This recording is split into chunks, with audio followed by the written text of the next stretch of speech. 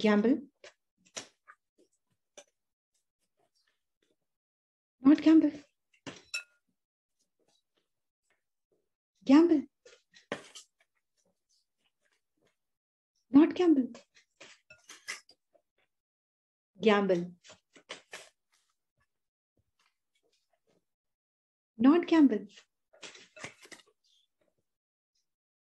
Gamble.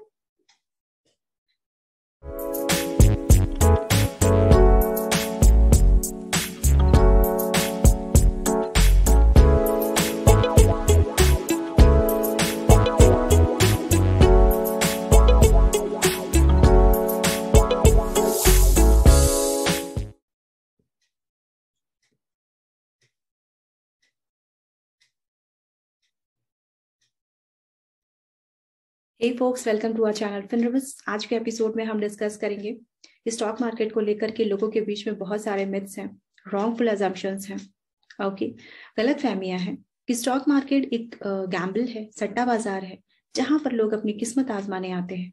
अगर आपकी किस्मत बहुत ज्यादा अच्छी है फिर तो आपका जैकपॉट लग गया, लेकिन अगर आपकी किस्मत बेकार है तो आपके सारे पैसे डूब जाएंगे। स्टॉक मार्केट में ट्रेडिंग करने के लिए आपको बहुत ज्यादा फाइनेंशियल नॉलेज की जरूरत है, ओके। अगर आपके पास फाइनेंशियल नॉलेज नहीं है, स्ट्रॉन्ग फाइनेंशियल नॉलेज नहीं है, फिर आप मार्केट में सस्टेन नहीं कर पाओगे। स्टॉक मार्केट में ट्रेडिंग करने के लिए आपको बहुत ज्यादा पैसों की जरूरत होती है। अगर आपके पास पैसे हैं फिर तो चले जाइए स्टॉक मार्केट, लेकिन अगर नहीं तो आप स्टॉक मार्केट के लिए नहीं बने हैं, वगैरह वगैरह वगैरह। ऐसे बहुत सारे मिथ्स हैं, ऐसे बहुत सारी रॉन्गफुल अजम्पशंस हैं। अच्छा, ये सारे रॉन्गफुल अजम्पशंस, ये सारे मिथ्स को क्लियर करना जरूरी है। क्यों क्लियर करना जरूरी है? क्योंकि ऐसे बहुत सारे यंगस्टर हैं, ऐसे बहुत सारे न्यू कमर्स हैं जो स्टॉक मार्केट को अपना करियर बनाना चाहते हैं। कुछ ऐसे लोग जो बिना न लर्निंग के, बिना सीखे, बिना समझे स्टॉक मार्केट में ट्रेडिंग करते हैं, इन्वेस्टिंग करते हैं, जिसकी वजह से उन्हें हैवी लॉस का सामना करना पड़ता है। ऐसे लोग अपने रॉन्गफुल अजम्पशन के चलते, अपने परसेप्शन के चलते, ओके, खुद तो डिमोटिवेट होते ही हैं, ऐसे यंगस्टर्स को भी डिमोटिवेट करते हैं कि स्टॉक मार्केट आप लोगों के लिए नहीं है, ओके। सो उन सारे लोगों के लिए जो स्टॉक मार्केट को अपना करियर बनाना चाहते हैं, उनके लिए ये क्लियर करना बहुत जरूरी है कि स्टॉक मार्केट गैम्बल है या नहीं, ओके। सो स्टार्ट करते हैं। स्टॉक मार्केट एक गैम्बल है, ये मिथ अपने आप में बहुत सारे मिथ्स पर बेस्ड है, ओके। जैसे myth number 1, stock market is very risky. Stock market बहुत ज्यादा रिस्की है। स्टॉक मार्केट कितना रिस्की है ये हम देख लेते हैं। आपके सामने ये सेंसेक्स का चार्ट है, ओके। लकीली मुझे 2004 से लेकर 2022 तक मिल गया था, लेकिन हम ज्यादा दूर नहीं जाएंगे। 2010 में सेंसेक्स ने हमें 10,000 की वैल्यू दिखाई थी। उसके बाद 2022 में उसने 60,000 क्रॉस किए, ओके। अच्छा, सेंसेक्स क्या है, निफ्टी क्या है, ये हम आगे आने वाले एपिसोड में डिस्कस करेंगे। अभी फॉर द टाइम बीइंग हम देख लेते हैं कि स्टॉक मार्केट कितना रिस्की है, ओके। आप देख रहे होंगे चार्ट में कुछ ups moves, down moves, up moves, down moves दिख रहे हैं हमें, ओके। ये इसे कैंडल कहते हैं, ये हम आगे डिस्कस करेंगे इन डेप्थ, ओके। किसी भी मार्केट का उतार चढ़ाव एक उसका फीचर होता है, क्योंकि प्राइस गवर्न होती है डिमांड और सप्लाई से। इंटरसेक्शन ही मार्केट फोर्सेस ही प्राइस को गवर्न करता है, ओके। सो इस तरह के अप मूव्स, डाउन मूव्स हर मार्केट में आपको देखने को मिलेंगे, ठीक है। अच्छा, इस रैली ने 10,000 से लेकर के 60,000 तक के बीच की जो रैली है, इस रैली ने, सेंसेक्स के चार्ट ने बहुत सारे करेक्शंस देखे, बहुत सारे क्रैश देखे, बहुत सारे स्कैम्स देखे। इसके बाद भी 2022 में सेंसेक्स ने हमें 60,000 की वैल्यू क्रॉस करके बताई। तो क्या ये रिस्की है? यस, हो सकता है ये रिस्की हो, लेकिन किस सेंस में? अगर आप ट्रेडर हैं, ओके, शॉर्ट टर्म के लिए ट्रेड करना चाहते हैं, तो हो सकता है कि आपने यहां पर बाय किया हो और आपके बाय करने के बाद ही प्राइस गिर गई हो, ओके। सो उस सेंस में अगर बहुत बार ऐसा होता है कि हम जिस टाइम पे परचेस करते हैं, बाय करते हैं शेयर, उस टाइम पे उसकी प्राइस सडनली नीचे गिर जाती है और हमें लॉस होता है, ओके। तो एक ट्रेडर के लिए जो शॉर्ट टाइम में ट्रेडिंग करता है, हो सकता है उसके लिए स्टॉक मार्केट रिस्की हो, लेकिन अगर आप लॉन्ग टर्म के लिए इन्वेस्ट करो तो ये रैली आप देख रहे हैं। ओके, अगर आप अर्ली इन्वेस्टर हो तो आपके लिए स्टॉक मार्केट इतना रिस्की नहीं है। जरूरत है एक पर्टिकुलर स्टॉक को फंडामेंटली आइडेंटिफाई करने की, टेक्निकली साउंड स्टॉक को आइडेंटिफाई करने की। ओके, नेक्स्ट निफ्टी का चार्ट, इसे भी हम ज्यादा दूर नहीं जाएंगे। 2010 में निफ्टी ने 5000 की वैल्यू दिखाई थी। ओके, उसके बाद 2022 में इसने 18,000 क्रॉस किया। ओके, कोविड लॉकडाउन में 8000 तक आ गया था, 8000 9000। ओके, इसके बाद इसने वी शेप की रिकवरी दी। ओके, सो ये रैली हमें क्या बता रहा है? इस रैली ने भी हमें बहुत सारे करेक्शंस दिखाए होंगे, बहुत क्रैश दिखाए होंगे।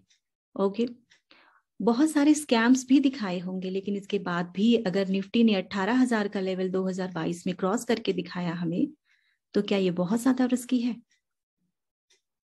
Okay, so in simple words, अगर हम शॉर्ट टर्म के लिए ट्रेडिंग करते हैं तो ये बहुत ज्यादा रिस्की है स्टॉक मार्केट बिना लर्निंग के। लेकिन अगर आप लॉन्ग टर्म के लिए इन्वेस्ट करते हैं, लॉन्ग टर्म के पर्सपेक्टिव में देखा जाए तो स्टॉक मार्केट इतना रिस्की नहीं है।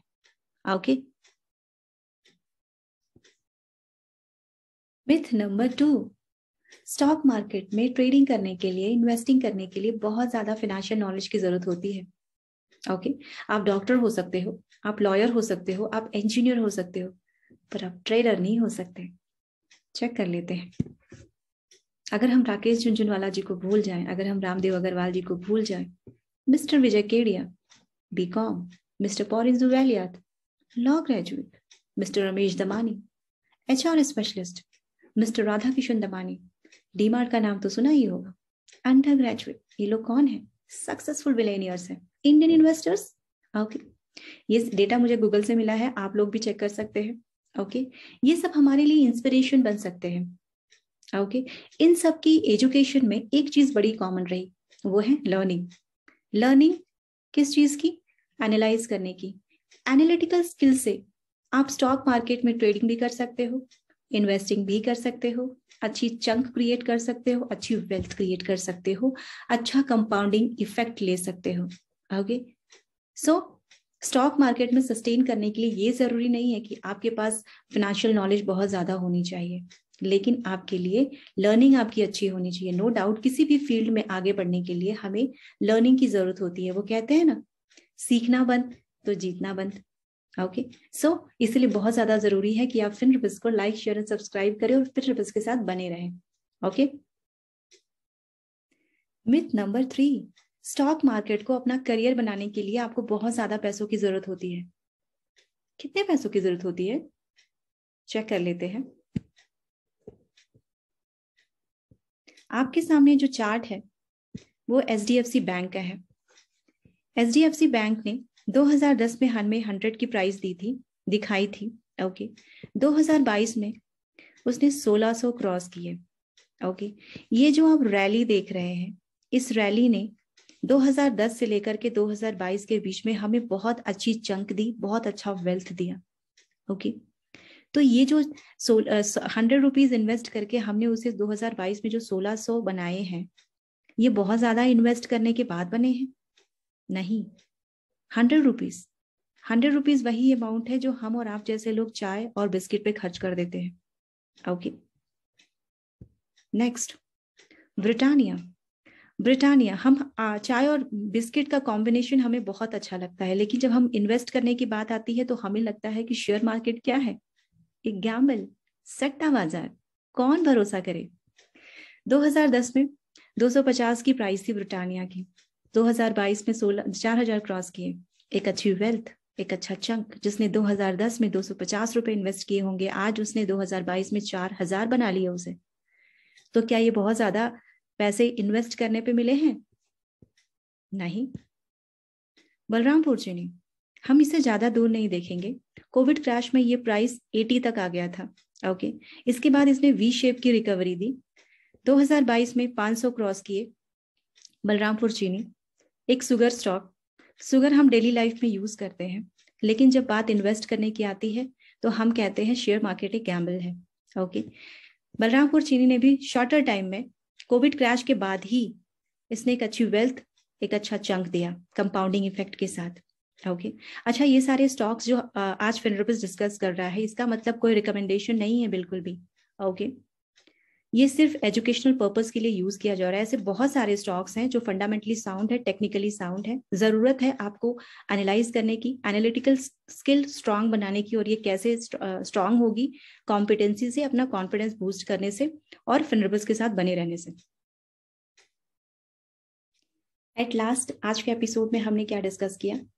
आज के एपिसोड में हमने ये डिस्कस किया कि स्टॉक मार्केट शॉर्टर टाइम में भले ही रिस्की हो सकता है, पर लॉन्गर पर्सपेक्टिव में अगर देखा जाए तो स्टॉक मार्केट इतना रिस्की नहीं है। ओके अगर आपके पास पेशेंस है तो आप स्टॉक मार्केट में एक अच्छी वेल्थ क्रिएट कर सकते हैं। ओके कंपाउंडिंग इफेक्ट का फायदा उठा सकते हैं। फिर हमने ये भी डिस्कस किया कि स्टॉक मार्केट में सस्टेन करने के लिए बहुत ज्यादा फाइनेंशियल नॉलेज हो ये जरूरी नहीं है। ओके आपके पास एक स्किल होनी चाहिए, एनालिटिकल स्किल। ओके एक अच्छी लर्निंग के साथ आप इसे बूस्ट कर सकते हैं। फिर हमने ये भी डिस्कस किया कि अगर आप स्टॉक मार्केट को अपना करियर बनाना चाहते हैं तो ये बहुत ज्यादा पैसे आपके पास हो ये जरूरी नहीं है। ऐसे बहुत सारे फंडामेंटली स्ट्रॉन्ग स्टॉक हैं जिसको आइडेंटिफाई करके छोटे छोटे इन्वेस्टमेंट के साथ आप लॉन्गर पर्सपेक्टिव में एक अच्छी वेल्थ क्रिएट कर सकते हैं। वो कहते हैं ना कि आपकी पोर्टफोलियो स्मॉल हो पर स्मार्ट होनी चाहिए। Okay enough for the day. मिलते हैं नेक्स्ट एपिसोड में ऐसे ही किसी इंटरेस्टिंग टॉपिक के साथ।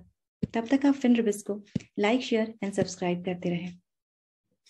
Thank you so much.